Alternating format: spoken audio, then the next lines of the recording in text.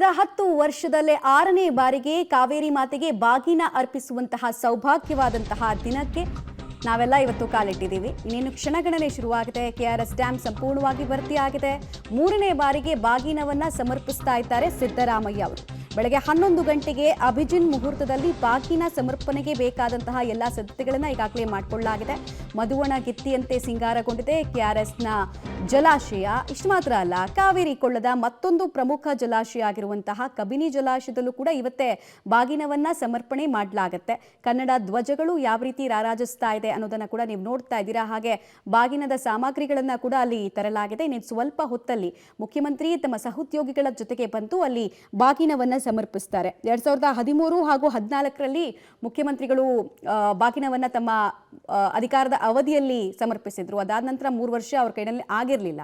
So ಈಗ ಮತ್ತೊಂದ್ಸಲ ಸುಘಳಿಗೆ ದಕ್ಷಿಣ ಕರ್ನಾಟಕದ ಜಲ ಸಮೃದ್ಧಿಯ ಸಂಕೇತ ಕಾವೇರಿ ನದಿಯ ಓಡಲು ತುಂಬಿರೋದು. ಕೆಆರ್ಎಸ್ ಡ್ಯಾಮ್ ಸಂಪೂರ್ಣವಾಗಿ ಭರ್ತಿಯಾಗಿದೆ. ಇವತ್ತು ಕಾವೇರಮ್ಮನಿಗೆ 3ನೇ ಬಾರಿ ಸಿಎಂ ಸಿದ್ದರಾಮಯ್ಯನವರು ಬಾಗಿನವನ್ನು ಅರ್ಪಿಸಲಿದ್ದಾರೆ. ನಾನಿದೀಗ ಮಂಡ್ಯ ಜಿಲ್ಲೆಯ ಶ್ರೀರಂಗಪಟ್ಟಣದ ಕೆಆರ್ಎಸ್ ಡ್ಯಾಮ್ನಲ್ಲಿದ್ದೀವಿ. ಗಮನಿಸ್ಬೋದು, ಒಂದು ಕಡೆ ಸಂಪೂರ್ಣವಾಗಿ ಕೆಆರ್ಎಸ್ ಅಣೆಕಟ್ಟೆ ಭರ್ತಿಯಾಗಿದೆ. ಎಲ್ಲಿ ನೋಡಿದ್ರು ಕೂಡ ನೀರು ತುಂಬಿರುವಂಥದ್ದು. 124.80 ಗರಿಷ್ಠ ಮಟ್ಟದ ಕೆಆರ್ಎಸ್ ಡ್ಯಾಮ್ ಸಂಪೂರ್ಣವಾಗಿ ಭರ್ತಿಯಾಗಿರುವಂಥದ್ದು. ಆ ನಿಟ್ಟಿನಲ್ಲಿ ಇವತ್ತು ಕಾವೇರಮ್ಮನಿಗೆ ಬಾಗಿನವನ್ನು ಅರ್ಪಿಸುವ ನಿಟ್ಟಿನಲ್ಲಿ ಸಿಎಂ ಸಿದ್ದರಾಮಯ್ಯನವರು ಆಗಮಿಸಲಿದ್ದಾರೆ. ಇವತ್ತು ಬೆಳಗ್ಗೆ 11 ಗಂಟೆ ವೇಳೆಗೆ ಕಾವೇರಿ ತಾಯಿಗೆ ಬಾಗಿನವನ್ನು ಅರ್ಪಿಸಲಿದ್ದಾರೆ. ಈ ನಿಟ್ಟಿನಲ್ಲಿ ಮಂಡ್ಯ ಜಿಲ್ಲಾಡಳಿತ ಸಕಲ ಸಿದ್ಧತೆಗಳನ್ನ ಮಾಡಿಕೊಂಡಿರುವಂತಹ ದೃಶ್ಯಾವಳಿಗಳನ್ನ ಗಮನಿಸಬಹುದಾಗಿರುವಂಥದ್ದು. ಡ್ಯಾಮ್ ಉದ್ದಕ್ಕೂ ಕೂಡ ಕನ್ನಡ ತಾಯಿಯ ಬಾವುಟಗಳನ್ನು ಹಾಕಿ ಇಲ್ಲಿ ಅಲಂಕಾರವನ್ನ ಮಾಡಿರುವಂತಹ ದೃಶ್ಯಾವಳಿಗಳನ್ನ ಗಮನಿಸಬಹುದು. ಜೊತೆಗೆ ತಳಿರು ತೋರಣಗಳನ್ನು ಕೂಡ ಇಲ್ಲಿ ಹಾಕಿದ್ದಾರೆ. ದೃಶ್ಯಾವಳಿಗಳಲ್ಲಿ ಗಮನಿಸ್ತಾ ಇದ್ದೀವಿ. ಸಂಪೂರ್ಣವಾಗಿ ಕೆಆರ್ಎಸ್ ಅಣೆಕಟ್ಟೆ ಮಧುವಣಗಿತ್ತಿಯಂತೆ ಕಂಗೊಳಿಸ್ತಾ ಇದೆ.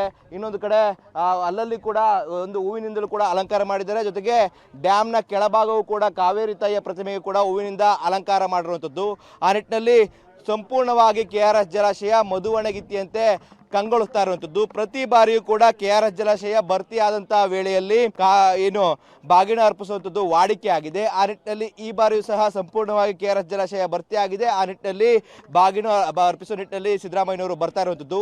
ಮೊದಲಿಗೆ ಇಲ್ಲಿ ಏನು ಕಾಣ್ತಾ ಇದೆ ನೋಡ್ತಾ ಇದ್ದೀವಿ, ಹೂವಿನಿಂದ ಅಲಂಕಾರ ಮಾಡಿರುವಂತಹ ಸ್ಥಳ. ಈ ಒಂದು ಸ್ಥಳದಿಂದಾಗಿ ಸಿದ್ದರಾಮಯ್ಯನವರು ಮತ್ತೆ ಡಿ.ಕೆ. ಶಿವಕುಮಾರ್ ಮತ್ತೆ ಇತರ ಸಚಿವರು ಪಾಲ್ಗೊಂಡು ಬಾಗಿನವನ್ನು ಅರ್ಪಿಸ್ತಾರೆ. ಬಳಿಕವಾಗಿ ನೇರವಾಗಿ ದೃಶ್ಯದಲ್ಲಿ ತೋರಿಸ್ತೀನಿ. ಇವಾಗ ಮುಂಭಾಗ ಏನು ಪೆಂಡಾಲ್ ಏನು ಕಾಣ್ತಾ ಇದೆ, ಅದರ ಮುಂಭಾಗ ಕಾವೇರಿ ತಾಯಿಯ ಪ್ರತಿಮೆ ಇದೆ. ಅಲ್ಲಿ ಹೋಗಿ ಕಾವೇರಿ ತಾಯಿಗೆ ಒಂದು ಪೂಜೆಯನ್ನು ಸಲ್ಲಿಸ್ತಾರೆ. ಬಳಿಕವಾಗಿ ನೇರವಾಗಿ ವೇದಿಕೆ ಕಾರ್ಯಕ್ರಮಕ್ಕೆ ಹೋಗಿ ಒಂದು ಭಾಷಣ ಕಾರ್ಯಕ್ರಮ ಇರುವಂಥದ್ದು. ಅಲ್ಲಿ ಭಾಷಣವನ್ನು ಮುಗಿಸಿ ನೇರವಾಗಿ ಊಟವಾದ ಬಳಿಕ ಕಬಿನಿ ಜಲಾಶಯಕ್ಕೆ ಹೋಗಿ ಅಲ್ಲಿ ಬಾಗಿನ ಅರ್ಪಿಸುವಂಥದ್ದು. ಅಂದ್ರೆ ಕೆಆರ್ಎಸ್ ಜಲಾಶಯಕ್ಕೆ ಪ್ರತಿ ವರ್ಷ ಇರುವಂಥದ್ದು.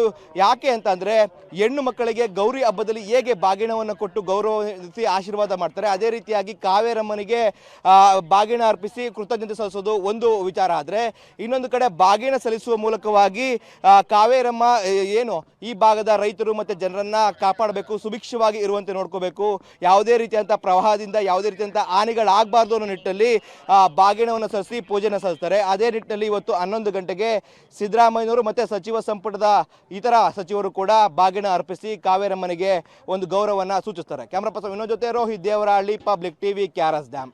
ಆಷಾಢ ಮಾಸದಲ್ಲಿ ಕಾವೇರಿ ತುಂಬಿ ಹರಿತಾ ಇದ್ದಾಳೆ. ಪ್ರತಿ ವರ್ಷದಂತೆ ಈ ವರ್ಷವೂ ಸಹ ಮಂಡ್ಯ ಜಿಲ್ಲೆಯ ಶ್ರೀರಂಗಪಟ್ಟಣದ ಕೃಷ್ಣರಾಜ ಸಾಗರದಲ್ಲಿ ಕಾವೇರಿಗೆ ಆ ಒಂದು ಬಾಗಿನವನ್ನು ಅರ್ಪಿಸುವಂತಹ ಕಾರ್ಯಕ್ರಮ ಇನ್ನೇನು ಕೆಲವೇ ನಿಮಿಷಗಳಲ್ಲಿ ಪ್ರಾರಂಭವಾಗ್ತಾ ಇದೆ. ಈ ಕಾರ್ಯಕ್ರಮಕ್ಕೆ ಕರ್ನಾಟಕದ ಮುಖ್ಯಮಂತ್ರಿಗಳಾದ ಸನ್ಮಾನ್ಯ ಸಿದ್ದರಾಮಯ್ಯನವರು, ಉಪಮುಖ್ಯಮಂತ್ರಿಗಳಾದ ಡಿ.ಕೆ. ಶಿವಕುಮಾರ್ ಅವರು ಮತ್ತು ಸ್ಥಳೀಯ ಶಾಸಕರಾದಂತಹ ರಮೇಶ್ ಬಾಬು ಮಂಡಿ ಸಿದ್ದೇಗೌಡರವರು, ಈಗ ಅನೇಕ ಮಂತ್ರಿಗಳು ಶಾಸಕರು ಬರ್ತಾ ಇದ್ದಾರೆ. ಕಾವೇರಿ ಈ ಸ್ಥಿತಿ ಬಹಳ ಆನಂದವಾಗಿ ಸುಮಾರು 10-15 ವರ್ಷಗಳಿಗೆ ಮುಂಚಿತವಾಗಿ ಆಷಾಢದಲ್ಲಿ ತುಂಬಿರತಕ್ಕಂಥದ್ದು. ಪ್ರತಿ ಸಲ ಶ್ರಾವಣ ಮಾಸದ ವರಮಹಾಲಕ್ಷ್ಮಿ ಆದಮೇಲೆ ನಾವು ಮಾಡ್ತಾ ಇದ್ವಿ. ಕಳೆದ ವರ್ಷವಂತೂ ನೀರು ಇರಲೇ ಇರಲಿಲ್ಲ. ಆವಾಗ ಅಕ್ಟೋಬರ್ ತಿಂಗಳು ನವರಾತ್ರಿ ಸಮಯದಲ್ಲಿ ಪೂಜೆ ಪ್ರಾರ್ಥನೆ ಮಾಡಿ ಆವಾಗ ಕಾವೇರಿ ಬಾಗಿನವನ್ನು ಅರ್ಪಿಸಿದ್ರು. ಆದರೆ ಈ ವರ್ಷ ತಾಯಿ ಜಗನ್ಮಾತೆ ನಮ್ಮನ್ನೆಲ್ಲ ಪ್ರಕೃತಿ ನಮಗೆ ವರವನ್ನು ಕೊಟ್ಟು ಕೃಷ್ಣರಾಜ ಸಾಗರವನ್ನು ಆದಷ್ಟು ಬೇಗನೆ ತುಂಬುವಂತೆ ಮಾಡಿದೆ. ಅದಕ್ಕೋಸ್ಕರ ಪ್ರತಿ ವರ್ಷದಂತೆ ಬಾಗಿನವನ್ನು ಅರ್ಪಿಸುವ ಕಾರ್ಯಕ್ರಮವನ್ನು ನಡ್ಕೊಂಡ್ಬರ್ತಾ ಇದೆ. ಆ ಬಾಗಿನವನ್ನು ಸಿದ್ಧತೆ ಮಾಡಿದ್ದೀವಿ. 30 ಜೊತೆಗಳಿದೆ. ಅದರೊಳಗೆ ನಾವು ತೆಂಗಿನಕಾಯಿ, ಬ್ಲೌಸ್ ಪೀಸು, ಬಳೆ ಬಿಚ್ಚಾಲೆ, ಹಣ್ಣು ಹಂಪಲುಗಳು ಎಲ್ಲವನ್ನು ಇಟ್ಟು ಆ ಮಡಿಲಾದ ಕಾವೇರಿ ತಾಯಿಗೆ ನಾವು ಆ ಪೂರ್ಣ ಬಾಗಿನವನ್ನು ಅರ್ಪಿಸಿ ಕ್ಷೀರಾರ್ಘ್ಯವನ್ನು ಕೊಡುವಂತಹ ಕಾರ್ಯಕ್ರಮವನ್ನು ಸನ್ಮಾನ್ಯ ಮುಖ್ಯಮಂತ್ರಿಗಳವರು ಮಾಡುತ್ತಾರೆ. ಆ ಒಂದು